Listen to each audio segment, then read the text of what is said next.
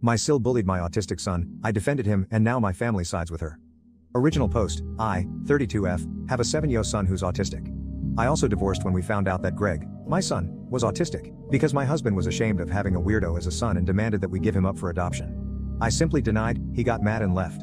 My sister-in-law, Mary, 28F, literally hates my son. Since the day we found out he's autistic, she was constantly saying that I need to get rid of him because I will soon feel embarrassed. She was also telling us that my ex-husband did the right thing and that I should have listened to him. Nobody has ever said anything, and I have never caused any drama because I didn't want to ruin the whole vibe, since I only see her in family gatherings. But today it happened. Even though Greg is autistic, he's the smartest human I've ever seen. Today is my mom's birthday, so I had the chance to meet Mary again. As she was talking, she was sometimes making small mistakes and Greg was the one correcting her. At some point her face turned red, she stood up and started yelling at my son. She was calling him problematic, weird, said that she now knows why Greg has no friends and that his dad was right about leaving him. My son cried, for the first time. He has never cried about a situation before. At least not in front of me. He usually gets a little moody when something happens to him, but we talk for a bit and then he's smiling again. I was too shocked to say anything. I just stood up, took Greg's hand and left. But then I realized that by leaving, I wouldn't make things any better. So I told Greg to wait in the car. I went back and everyone looked at me in shock. My parents were trying to stop me because they knew that Mary had fucked up, but I didn't really care. She hurt my son, so she should pay for it.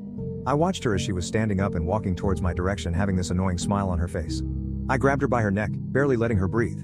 I just told her, if you ever make my son sad, I will make sure you spend the rest of your life more miserable than ever. And left. Relevant comments. Jesus Christ, the stories I read on Reddit, how do these people even exist? An adult bullying a 7-year-old within your own family. What the flying fuck? OOP's reply. Cold-hearted and mean people unfortunately exist. I hope y'all never get to experience this kind of behavior from your own family. Did your family not put her in her place? OOP's reply. Unfortunately not. I've started to believe that they actually agree. What did your brother say? Is he still embarrassed for being married to such an ignorant person? OOP's reply. My brother said nothing at all.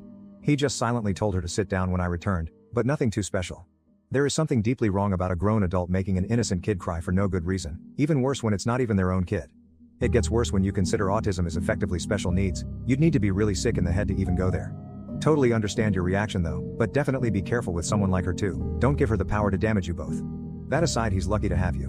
Update, just called my mom. The moment she answered, she started yelling. She said that I should be ashamed of ruining her birthday and that she doesn't want me to go to any family gatherings again, as I've made my sil upset. I told her I couldn't care less about how Mary felt.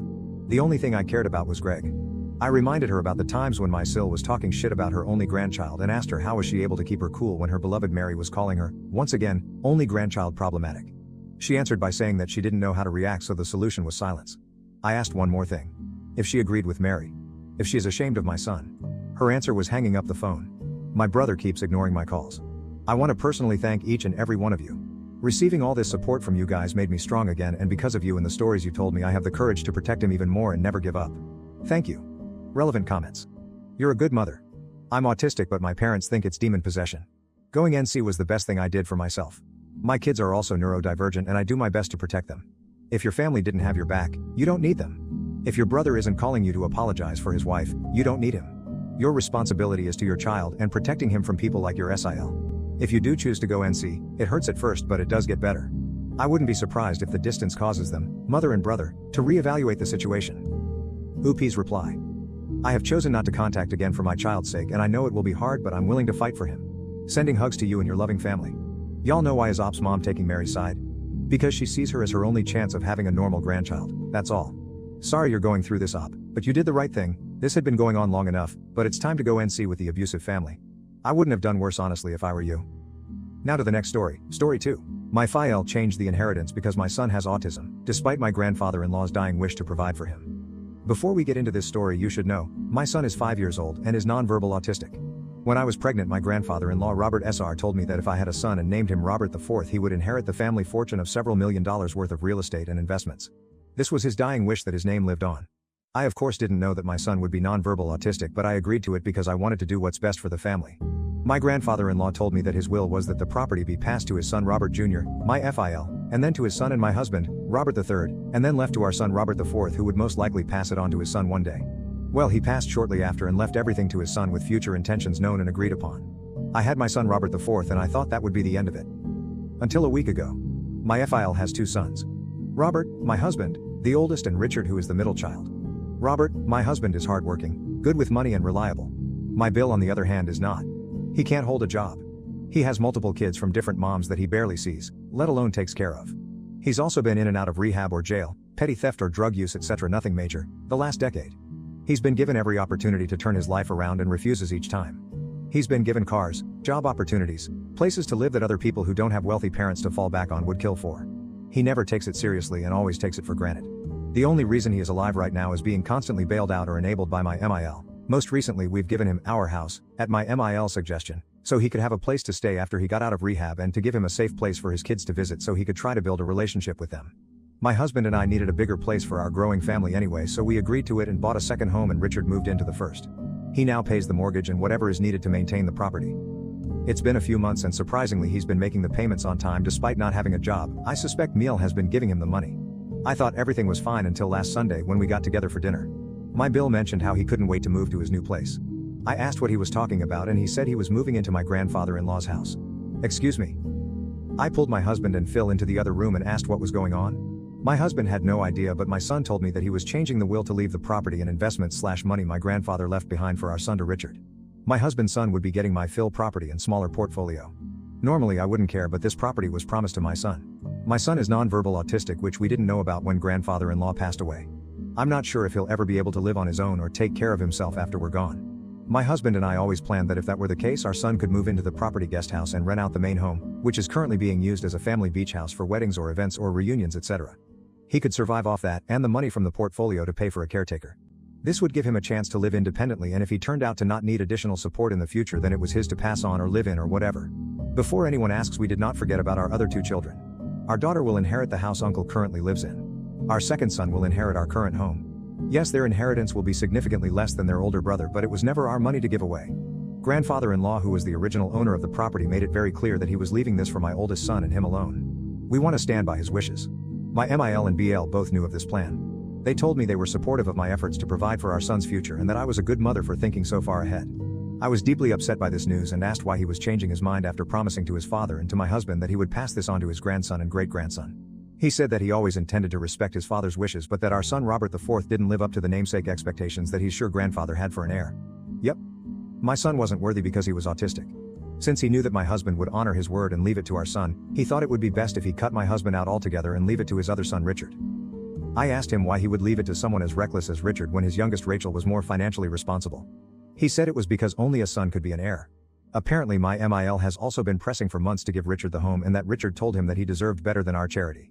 That since we had two homes, that we saved and paid for on our own, that it was only fair if he was given grandfather's property and money.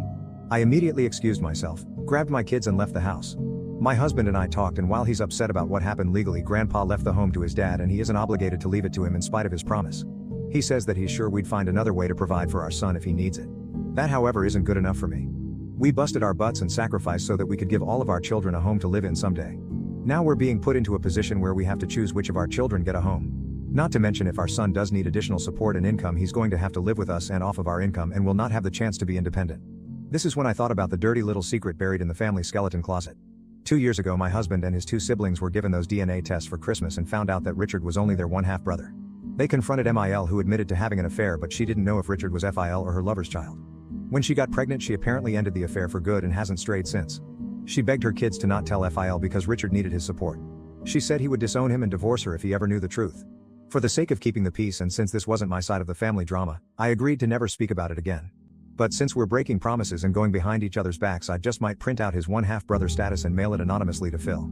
This of course will implode the family, while I happily watch from the sidelines, as well as securing my son's place as the inheritor of the family fortune. After all, only a son can be an heir and Richard is not his son. A few days later, added to the post in response to people commenting on the post and readability. Edit, I'd like to give some more context to those in the comments.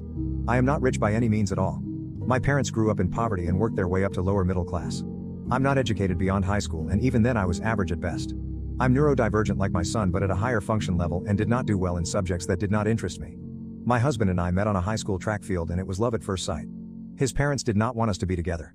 I was not the girl they picked out for him, and I didn't come from the right kind of family or come from the same religious background. My husband knew choosing me was going to make his life harder and he'd have less support, and he did it anyway. He lost his college fund, so he joined the military. I worked in a pizza shop while he was in training, and we got married right after, and I moved into his 2-bedroom apartment he shared with a guy from his work. I worked at a Waffle House around the corner while he took college classes online. We worked hard to get where we are now. He got out after finishing college and we moved back home and bought our first house, a small 3-bed 2-bath. I want to point out that in the first 5 years of our marriage, while they didn't accept me, they were never mean or rude to me. They called their son regularly. They were always cordial about me and asked how I was and always sent gifts on Christmas and our birthdays. After we moved back and they actually got to know me, we became a lot closer. I also converted to their religion, and I felt like they were starting to accept me, and when I got pregnant with our son, I was officially a part of the family. I did not see any reason to not trust them or believe them when my grandfather-in-law asked me to name my son after him. My husband is a very sincere and honest person, so when he told me they were serious, that's all I needed to hear, and I agreed to it for the sole purpose of securing a better future for my son. I wanted to name my son after my own father and grandfather, and they knew that, and it was incredibly difficult to go to my dad and tell him I changed my mind and he wouldn't be named after him but instead after my husband and father-in-law. I could tell he was disappointed, but he agreed that I was doing the right thing for our son. So for them to put me through that, robbing me of the chance to pick the name for our firstborn under the promise of he will want for nothing, and then to snatch it away because he wasn't the kind of namesake you wanted, because he was autistic, because he wasn't the perfect heir they imagined, and they expect me to bite my tongue and be okay with my son being screwed over? Hell no. We're going to be visiting my extended family for the summer next week. I'm going to have my friend mail it from a local post office a week or two after we leave, so there's not a trace back to us, and we'll see what unfolds from a distance. Edit, Jesus people. I get it. I will clean up the story. Look, I added periods. Are you happy now? Small update on same post a week later. Small update. I've taken the comments seriously and I have formulated a plan to orchestrate this from the shadows. So far I've executed steps 1 and 2. My Mill has 2 sisters. One lives only an hour away and has a drinking problem and loose lips after she's had a few. I figured if anyone had dirt on who Richard's biological father is, it would be her. I dropped by unexpectedly at Great Auntie's house with a nice bottle of tequila, and after a few she was in the golden state of being sober enough to accurately spill the tea but drunk enough to forget telling me.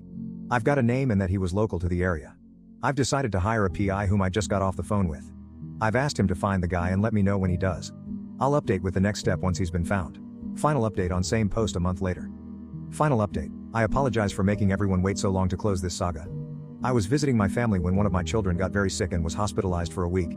They are doing well and we are home now and will be getting surgery to correct the problem soon, so there is no need to worry on that end.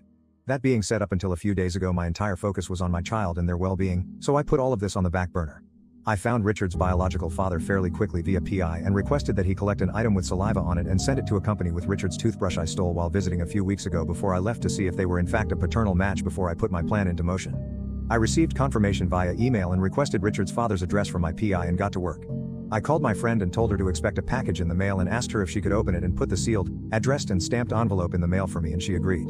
Inside that envelope was a letter I typed and printed from the hotel office area claiming to be my MIL, and that I recently found out via DNA testing kit that my husband wasn't Richard's father and that the only other man it could be would be him. I told him that I had hired a PI to collect his DNA so that I and he had 100% proof of his paternity to Richard, and the DNA was a match. I told him Richard wanted to meet him at least once so he could have some closure and offered him a large sum of money if he could make this happen. I then created a fake email account with my MIL name and told him if he was interested to email me. I also included the DNA test and paternity test results. A few more days passed and I had an email agreeing to meet. I emailed him telling him to come by my in-laws' house at the regularly scheduled weekly family dinner time.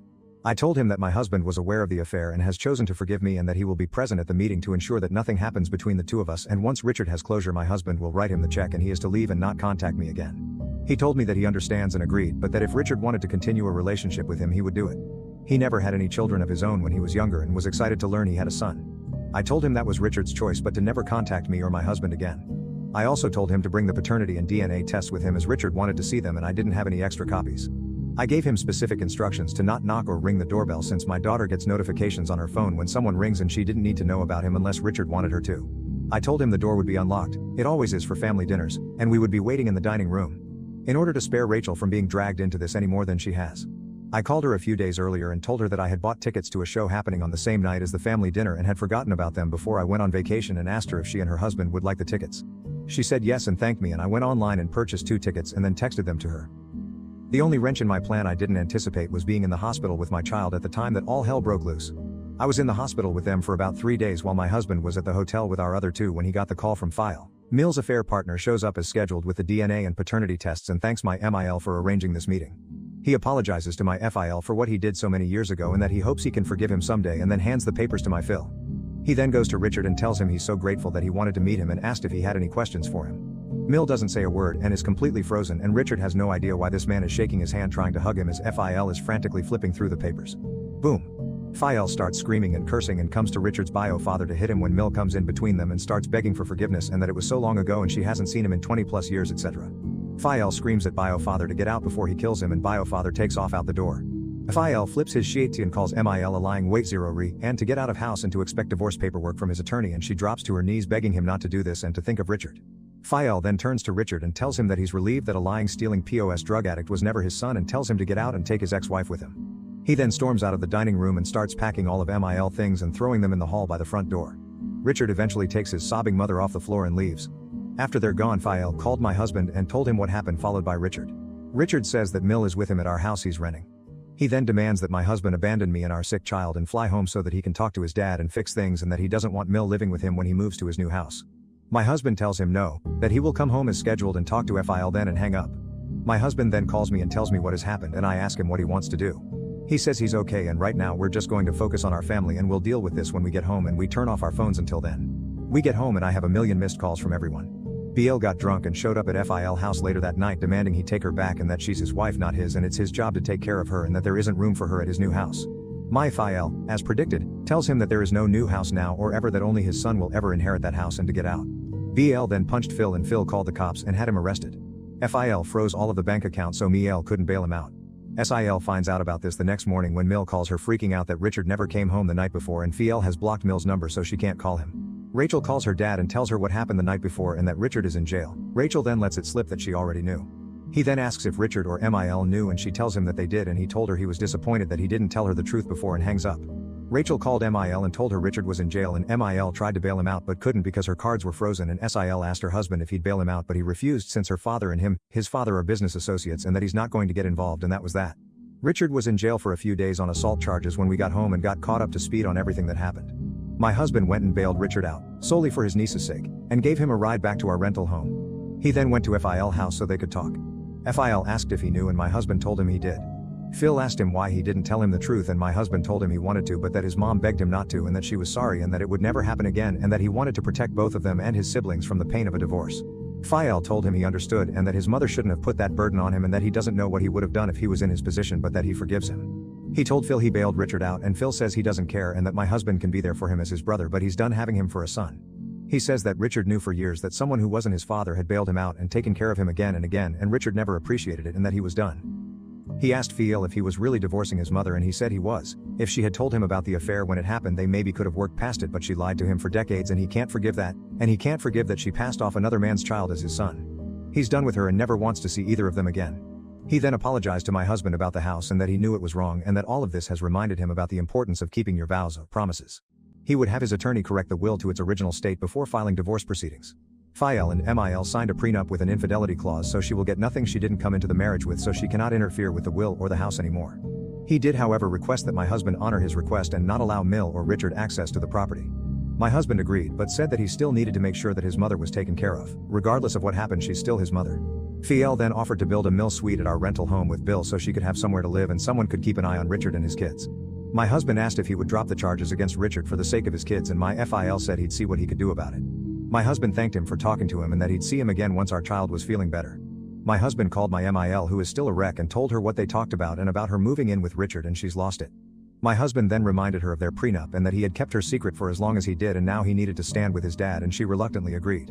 He also spoke to Richard, who was also pissed off that he wouldn't be getting the property and now would have to share the house with his mother, and my husband also reminded him that we bailed him out and are letting him live in our home at cost. The least he can do for us and his mother is let her live here too. He also reluctantly agreed. Finally my husband called his sister to see how she was doing. She and Fiel had a long talk and they're doing okay. He was disappointed that neither Rachel or my husband told her the truth and that hurts, but that he still loves her and that he will always be there for her, but that he just needs some time to work through things and he's going to call her and my husband when he's ready for us to have a family dinner again, but that we'd be going out to eat from now on. My husband and I had a long talk about how he feels and he says he feels good getting the weight off his chest and having it out in the open. He feels bad about his mom but that she made her choices and has to stand by them and that he will make sure that she is taken care of if Richard drops the ball.